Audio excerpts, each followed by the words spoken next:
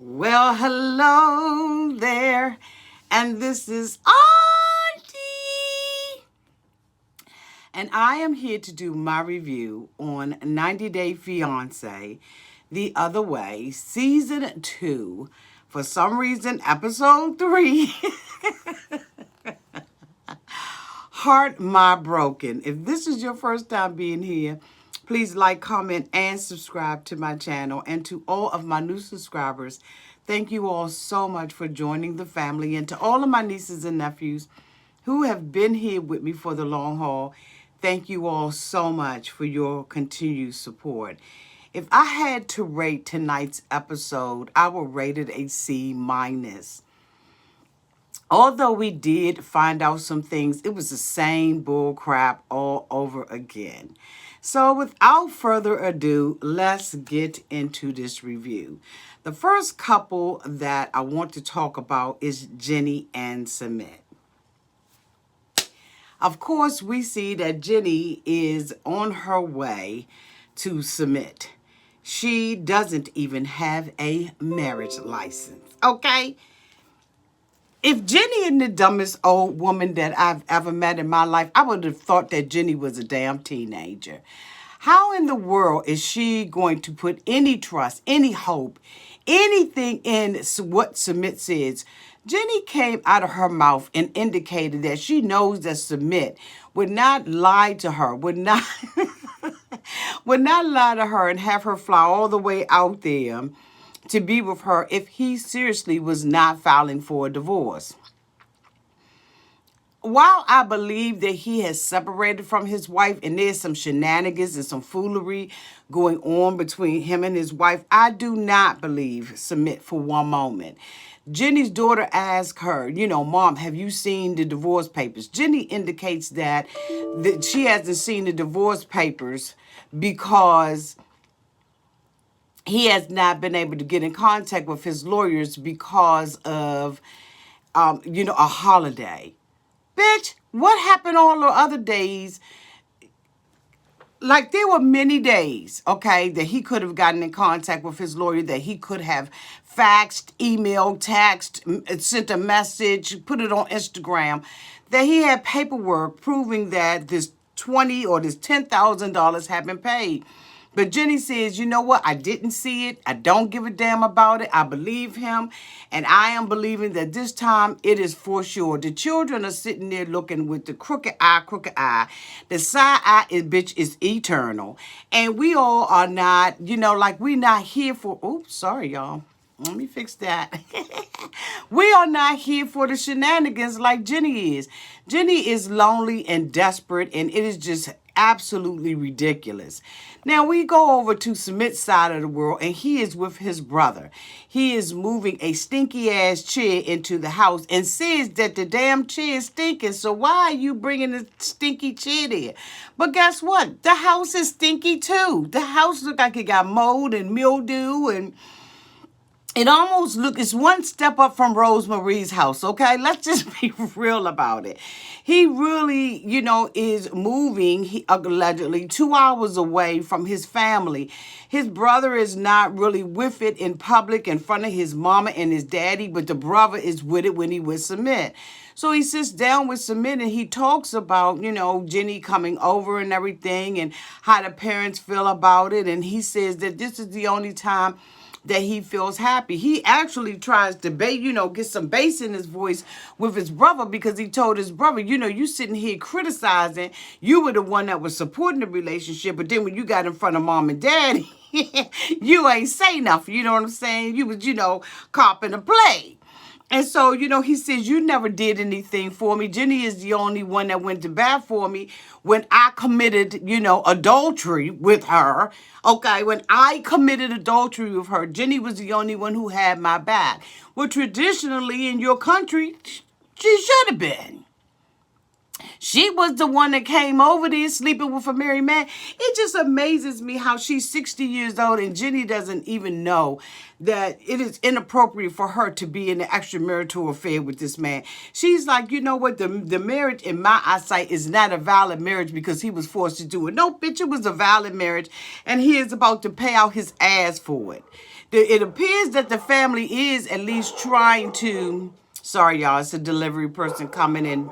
Grandpuppy is going the hell off. Okay.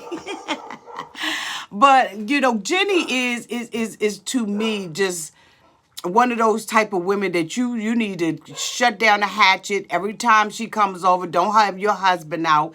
Don't bring any of your brothers around. Nobody you care about, you can't bring them around if Jenny is around. I hate to say that about Jenny, but Jenny is just one of those type of women. And Submit wants everybody to buy into this relationship where they're not going to buy into it because the relationship wasn't good from the giddy up. And the thing about it is he has no job, and so he's going to be living off of her. And I'm saying, she must have put the deposit down on the apartment, as raggedy as it is. She must have put the money down on it because he still doesn't even have a job. What is with these couples these women supporting these men financially? Talking about supporting somebody financially, we see Devin. Devin is, comes on and she is, they show a clip of her actually going through the first phase of the COVID. She was talking about how South Korea was the second country to have the top numbers, and everything. And as we know, the United States now has entered into, I believe, 117,000 individuals who have passed from COVID. Okay. And so they go back 7 months. And she is, in South Korea. We see her in South Korea and everything with the children when it first, opens up. And she says that, Drusilla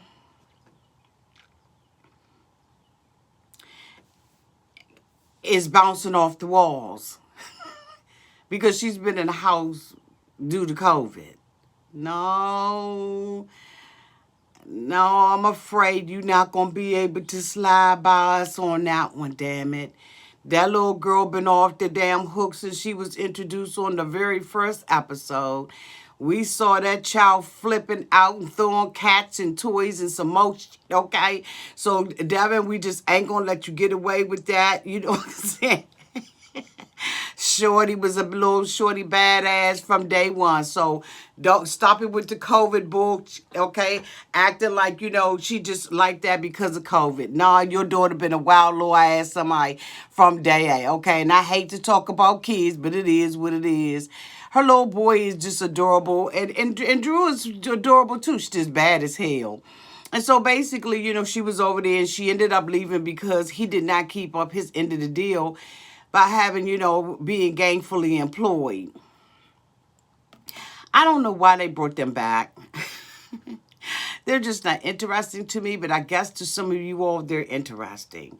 So, she's talking about, she's at home now with her mom, and she left because she said that, she could not, Jaehoon would not get a job. Jaehoon, whatever, however the hell. Don't send me an email about how I pronounced his name, damn it.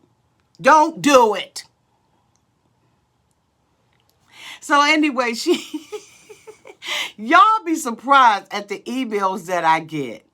Somebody sent me a damn outline, okay? A bullets of 1, 2, 3, 4 of what I said wrong on the other damn video. Now, I kind of got a little chuckle out of it, but come on, y'all, damn it. I'm human. I'm doing these reviews, and sometimes I may just get, a name or two damn wrong. But just send me a damn outline about it. Okay. You serious about 90 Day Fiance? Okay. So, she's sitting there with her mom and they're talking about it. She's supposed to be packing because she is going back to South Korea with him. And her mother is going with her as well. She says that she knows that he's not going to pass her mother's test. She is hoping that this mofo has a job. So, of course, we see him, Jay. Jay indicates that when she left out, heart my broken, okay? Heart my broken, bitch, okay? Need to put that on a t-shirt. This mofo did not get a job as he had promised to do, did not step up to the plate, didn't do anything, okay?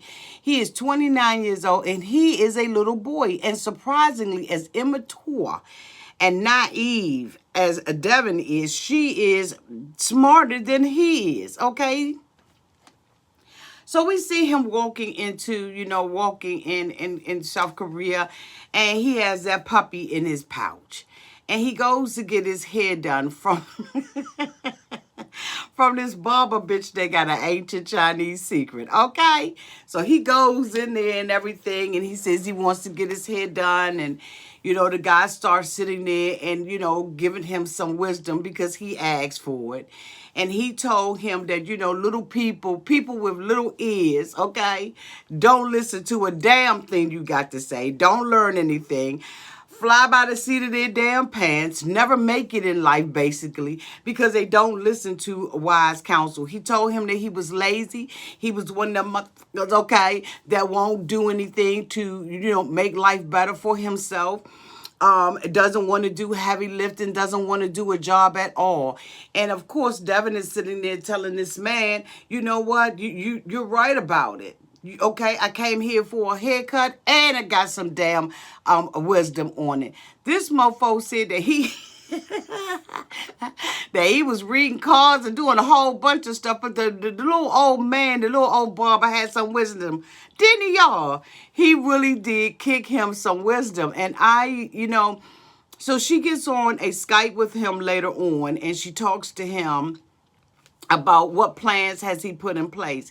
He tells her that he has a job and that, and she was like, okay, what are you doing? So he said towel. So she was like, okay, so what about the towel? How much are you going to be making? He says, I don't know. And so she was like, well, how is it that you don't know how much you're going to be making if you say you got a job? He said, maybe about 3,000, 4,000. And I'm thinking to myself, 3,000, 4,000 what, bitch? 3,000, 4,000 feathers? 3,000, 4,000 pieces of lint in your empty ass pockets? The hell you getting 3,000, 4,000 what?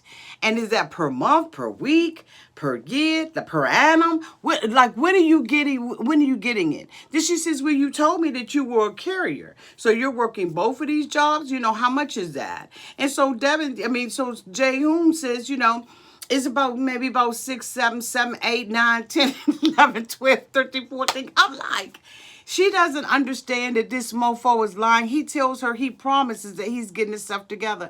But as we saw in the previews from next week, this bitch don't have a job. He is lying again. And the thing about it is she tells her mother that she went and purchased an apartment for them to live into. She paid 30 days on the rent. And she did this to let him know that she can handle everything. What the fuck why in the world would I be interested, remotely even attracted to somebody that I have to pay the rent? Why would I be? And Devin is saying, I really believe that he's not telling the truth. And I'm hoping that he is telling the truth. Devin already knows that this mofo is lying his complete and total ass off. So the flags are already there, but she is choosing to ignore the flags that are sitting right in her face. Because, at the end of the day, she really wants to have this relationship with him, but he's not worthy of her.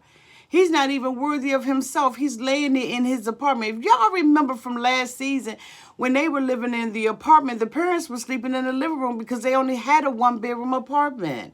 And here he got all these gadgets and toys and puppies and all kinds of stuff in there. And she's going to take her 2 children back over there and her mother. So I guess her mother's going to be staying there for 30 days. And she's banking on this mofo, taking care of her. And he really doesn't care. He's talking about his heart was broken. No, your heart could not have been broken because a broken heart would have made you step up to the plate, Jae-hoon, and do what the hell you're supposed to do as it relates to this damn woman. And the same thing with Jenny. Submit has not stepped up to the plate. Matter of fact, Submit, he done retired, bitch. It was sad when when the brother was talking about Submit and how Submit, being the eldest, is supposed to be the one who takes care of the family. He is the one that's supposed to be there when his parents are ailing and they're getting older. And now they don't have that support. They don't have that older brother who should be the patriarch of the family, because now he's going to be dealing with Jenny. Jenny is older than Submit's fucking mother. She is older than the mother. In the last episode, he said he didn't give a damn whether or not she had children or not. And I'm saying, you don't care about your legacy. You don't care about your name. I thought that all of those things were important, but maybe Submit already has children who's going to be passing on his name. I don't know if when they get a divorce, the woman drops the name or not. I have no idea about that. So maybe I need to just shut the fuck up on that. Auntie, take a pill. Take a shut the fuck up pill. But I'm just saying, the brother was really disheartened because now at this point, one of them are going to have to step up to the plate and do what Submit is supposed to do for the family. But then he's going to sit there and try to guilt trip his brother and gaslight him and say, well, you ain't never helped me. Did you help me? Did you help me? No, bitch, ain't nobody gonna help you. And Jenny can't help you either because this bitch is living on $650 a month in Social Security. This bitch on a fixed income. When is one of these is gonna get a job? Devin don't have a job. She talking about Jaehoon told her that she could be a stay-at-home mom. A stay-at-home mom where, bitch? Where? First of all, you don't even have a home to be staying out. You know what? Let me get off of them and talk about this dumbass Ariella. Okay, Ariella. Let me talk about this dumb bitch. Okay, so we find out that she is from a Jewish family. She is sitting down with her family and they're having a meal. This is the last meal she's going to have with her family because she will be departing to go to Ethiopia to be with Biniam, okay, in 1 week. And so she's sitting there with her family. Damn if she don't look like her brother. But they're sitting there. Mama done made some meatballs and everything. It's looking all, mwah, bon appetit. And she is talking about him having another child. Now, as you all know, I've already done a video, okay, that revealing the fact that he had another child. She said that there's similarities between the two of them. There are some similarities. No, bitch, y'all twins. Bitch, y'all are twins. Because he was with another American woman. And, of course, they had a baby, but it was the opposite.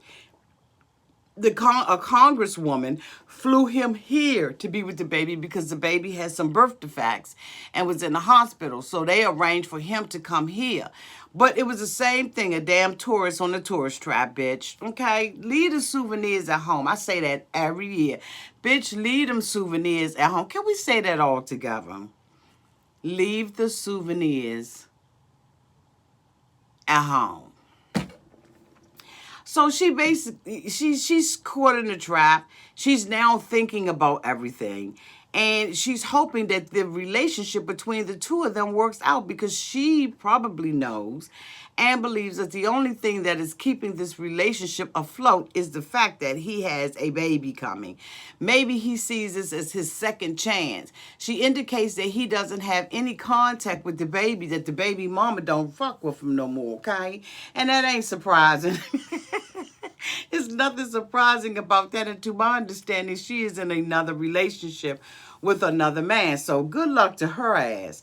And so she's sitting there with her family and everything. And the father is telling her that he wished that she could be with a nice Jewish boy. Why does she have to be, with the Ethiopian? Okay. She says that they have religious differences, that he is a devout Catholic and that she is into Judaism and she has no intention on converting and is going to raise her baby that way. Bitch, let me see if this relationship is going to last. This relationship is doomed before it even got started, okay? For me, they're a boring ass couple and it is what it is. The next couple that I want to talk about is Kenneth and Armando. As you all know, Armando released, and I put a video out there, so make sure that you check out that video. Armando, was in a relationship, and of course, he wanted to try to prove his manhood by dating someone who was not aware that he actually was gay.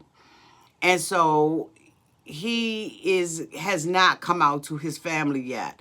But Kenneth is all the way out the bag. Kenneth been out the bag since day A. But Kenneth is in love with him. He sits at the table with his family and he tells his family that Armando is 31, and so his son's girlfriend was like, "Oh, we're the same age." So he is dating someone who is the same age as his son. But you know what? I can't really find any fault in Kenneth right now. Kenneth, is at the dinner because he is about to leave, and so this is somewhat of a farewell dinner. And the youngest daughter, I guess she must be the youngest amongst the triplets, really is still having a problem with processing this relationship and processing her father's happiness. She asked her father, "What's going to happen if they don't accept you?" And of course, the father is crying. Kenneth is crying because he's got to leave his family. He's going into the world of the unknown. Bitch, I'm keep telling y'all that I do not trust Armando at all. There is something about Armando, and I'm going to say it every fucking episode. I do not trust this at all. I don't like him for Kenneth. And I'm hoping that they have a good relationship. I don't have to date him or anything like that. I mean, he wouldn't date me. He ain't into what I am. But nevertheless, it's just something about him that just does not seem authentic. And I know that he's indicated that, it's frowned upon, that homosexuality is frowned upon there. But there is just still something about him, y'all, that just does not feel good to me. It doesn't feel right. It's just something off. But I'm just hoping that Kenneth finds happiness in Armando, bitch, because I sure don't. The last couple I want to talk about is Brittany and Jasmine. Jasmine is, in Jordan, and he's talking about Brittany, how Brittany is a good girl, but when she came over there, her ass was dressed inappropriately. Now, Brittany ass is from Florida. She one of them hoochie chicks, okay? She into the hip hop and fashion and all of that kind of stuff. And so, she's used to, just letting all of her ass hang out. You know what I mean? She's used to her breasts hanging out, her ass hanging out. That's just her lifestyle, okay? The lifestyle of the rich and Floridian, okay? So basically, he, is saying that this time she's going to be dressed appropriately, but the family really didn't bunk with her because she was inappropriate and had done some things. He seems to really get a kick out of it. For some reason, I believe that he's in this relationship with Brittany because he is rebelling against his family. There appears to be something, in my opinion, as an old hag, okay? This is my opinion. I believe that something has happened in his family where he is rebelling against the family, and Brittany is a good person for him to rebel with. I don't know if Bidium is really into Brittany the way he says he is, because on last week's episode, last week when I did the review, one of my subscribers said he was in her DMs, and there's another guy that's out on YouTube that did a whole damn video indicating that Bidium has been flirting with all kinds of chicks, and one of the chicks' name is Rosemary, and she came forward with the bullshit to talk about. Okay, what the fuck is really going on here? But okay, so Bidium, basically it's just a tragedy. So he's at the fish market. His family owns it. He telling his brother, who is fine as hell, telling his brother that he needs him to work, and he's trying to tell him how to sell stuff and all of that kind of stuff because Brittany's on his way. So the brother froze. Okay, he was tag you in. And he began to tell him, that he did not think that this was a good match for him. And he was like, give her a chance, wooty wooty boo, and all that kind of stuff. Wait a minute, hold up.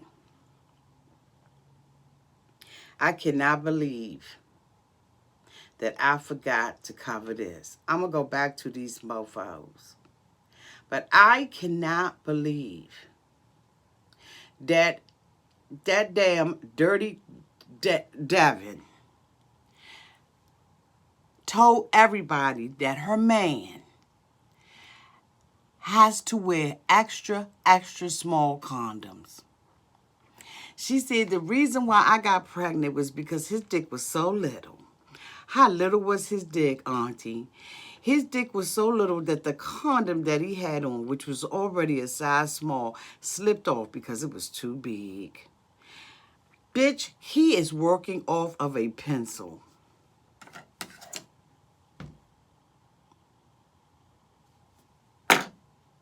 She got 2 boxes. The condoms are so small They extra, extra small is 56 in a box, bitch. The condoms are 56 in a box. That's how small the small box is for the extra, extra small condoms. This bitch need to have sex with the condom on with a rubber band at the end or a hair scrunchie holding that bitch on at the top. How in the world do you get pregnant by somebody that is... Y'all, I could not believe it. I said, God. Now, it's obvious he ain't got no girth, but do he got any length? I mean, ain't no motion in no ocean. But let me tell you something. He is working in a cup of water. And you going back to South Korea for that? This game right here got to be, I'm talking about strong. J.O. must got, like, all this right here, it got to be working. Because I wouldn't be going to South Korea or to the mailbox to be with him. And I got extra, extra small condoms, and it comes 56 in the box because they so small and compact. Okay. But anyway, let's go on back to Brittany. Let's go on back to Brittany and Jasmine. So, he and his brother were going back and forth about, the contents of her character. The brother doesn't like her. He thinks that he should marry a woman from the village. He said that basically, not village, but he should marry, a woman from his own, And so he says that his family wanted him to marry a cousin. And while that may be strange to us, that's what they do over there. But I guess he ain't interested in none of his cousins. He said, I don't want none of my cousins. I want Brittany. She makes me happy, and I can't wait until she gets here. He even lied to his brother and told his brother that she was going to convert. That bitch told him on the phone that she was not going to convert. Maybe that dummy that she left behind, that wig head that she left behind at the airport, maybe that bitch is going to convert. But Brittany has already indicated that she is not converting. So when you got to start off with a lie and take another lie and cover up that lie and all of that, okay, stop it. So, in the meantime and in between time, we see Brittany back at home with her dad. Her dad is just hot. Okay? Let's just go ahead on and keep it 100 out here, ladies. Isn't the daddy hot? He just as sexy as he want to be with his slow walking ass. Okay? Daddy was walking like he got a serious bunion on him damn feet. But you know what? I just be like, come on, baby. I'll wait for you. I'm going to go ahead on and walk up here. I'm going to sit on the bench and I'm going to wait for you to get there, boo. Okay? Because, you still can work with him. He a little slow walking, but he's still workable, damn it. Okay? But anyway, so she's leaving. And, of course, we found out last episode that she is indeed married. And, it is just a hot mess going all the way around. She gets to the airport and, her luggage is 40 pounds overweight. And so she takes that dummy head out and gives it to her daddy. Her daddy is about to break down. He's keeping it together. He gave her some wisdom in the car. And I'm sure that this was a repeat of wisdom that he'd already given her. And, he is just the typical black daddy. Black daddies who be, really there.